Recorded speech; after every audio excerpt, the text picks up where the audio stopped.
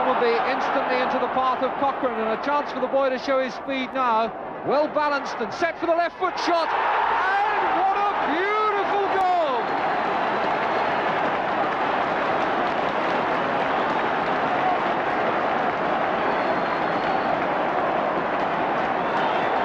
Credit to Mike Somerby for releasing the ball quickly and giving Cochrane a chance to show what a beautifully balanced runner he is.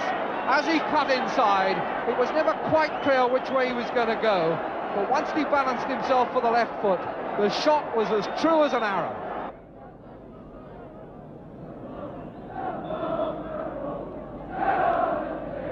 Tony Hazel bounces the ball twice, raises a hand. That may have been a signal. Lee, and that's gone in, and who got the last touch there, I've no idea. The free kick taken by Hazel, Lee got up, and there was a scramble of bodies in the 6-yard area. Nobody seemed able to get a firm control of the ball, and it ran on into the net. And once again, it's brought away by Lee. Foul is given. Brennan was the culprit.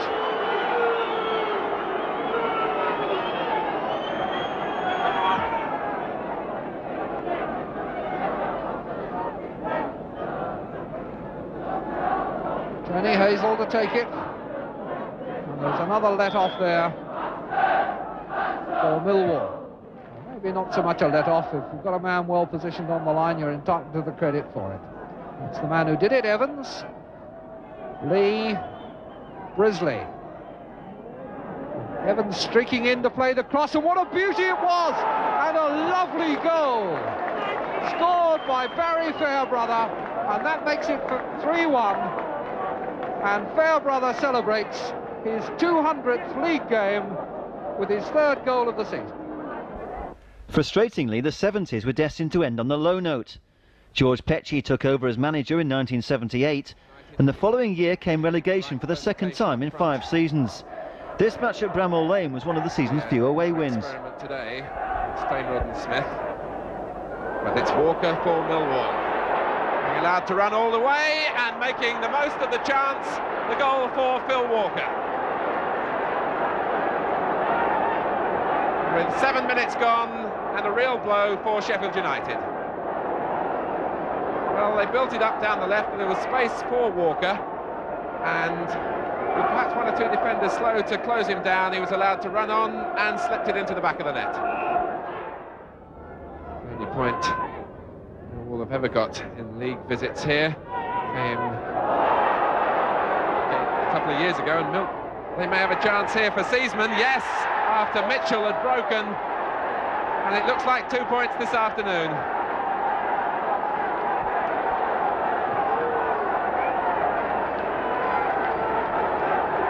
Well, Mickey Spate all over the place.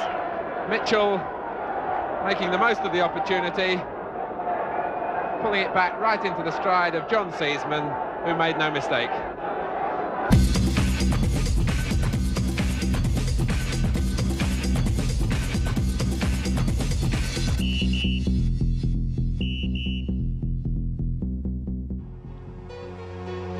Millwall would have to wait 6 years before they finally returned to Division 2, and the man who masterminded the Lions' return was rookie manager George Graham.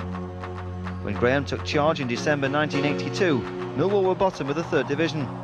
But the new boss pulled the Lions clear when he side-landed a 1-0 win in the final match at Chesterfield. It was Graham's 2nd full season in charge that ended with promotion. Top scorer that season was Steve Lovell, with 20 goals in the league and 6 in the Cup. The Lions finished runners-up behind Bradford City, whose celebrations were ruined by one of soccer's worst ever disasters, the fire at Valley Parade that killed more than 50 people. Millwall's achievement, which included an FA Cup run all the way to the 6th round, was marred by a night of madness when their quarter-final defeat at Luton ended in violence. On a happier note, Millwall's promotion was complemented by winning the Football League trophy. The Lions beat Lincoln City 3-2 in a forerunner to the full Members' Cup. In 1986, George Graham was snapped up by Arsenal. John Docherty took over as manager, and Coldblow Lane began to warm to a striker who would rewrite the club's record books.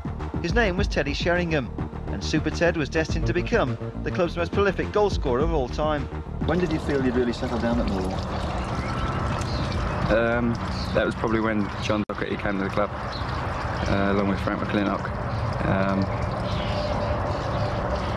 I was playing up front in his teams week in, week out, and that gives you a hell of a lot of confidence when you know you're playing the next week.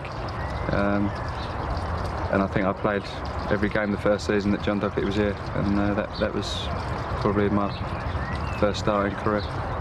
Was that managerial partnership important in bringing the best out of you? Yeah, it was. The first year it was a little bit hard. He didn't make any signings, but the second year, when we had our promotion run, I think it was '87, he bought some good players, and it made it a little bit easier, and it was enjoyable to play under them at that stage, yeah. In 1988, the Lions finally fulfilled their greatest ambition when they made it all the way to the top flight for the first time in their 103-year history. Carter's cross. Lawrence is there, gets the header in. Hilton, it's a goal! Cascarino forces it in the net.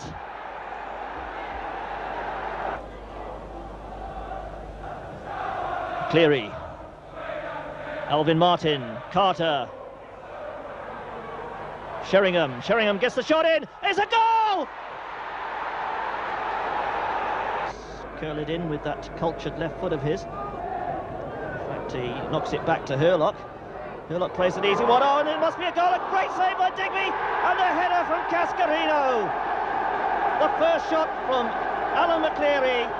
A brilliant save by Fraser Digby, but the rebound falls to Tony Cascarino, who heads Millwall into the lead.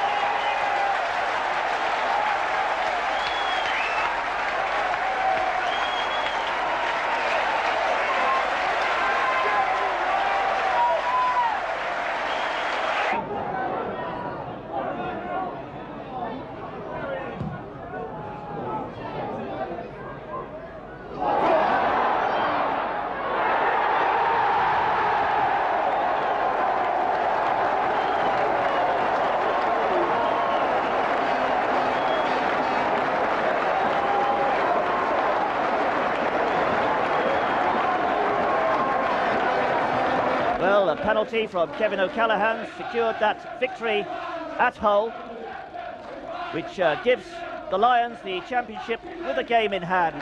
A remarkable season for them. And before this afternoon's game gets underway, they will be presented with the Second Division Championship trophy. Here come the champions then. Reg Burr, the Millwall chairman, at the head.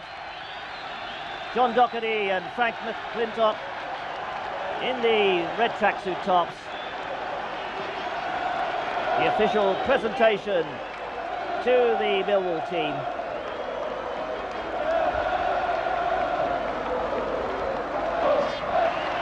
And there's the skipper, Les Briley.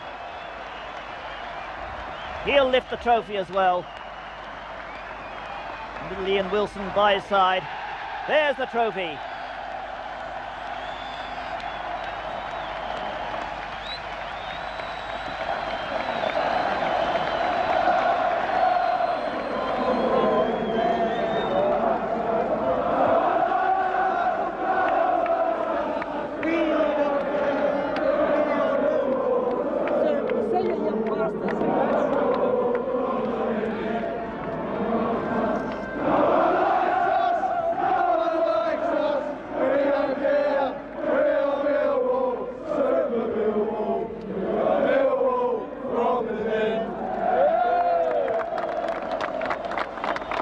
Sheringham had established one of the game's most lethal partnerships with twin striker Tony Cascarino, and in Millwall's first season in Division 1, It was their combination that enabled the Lions to make a real impact.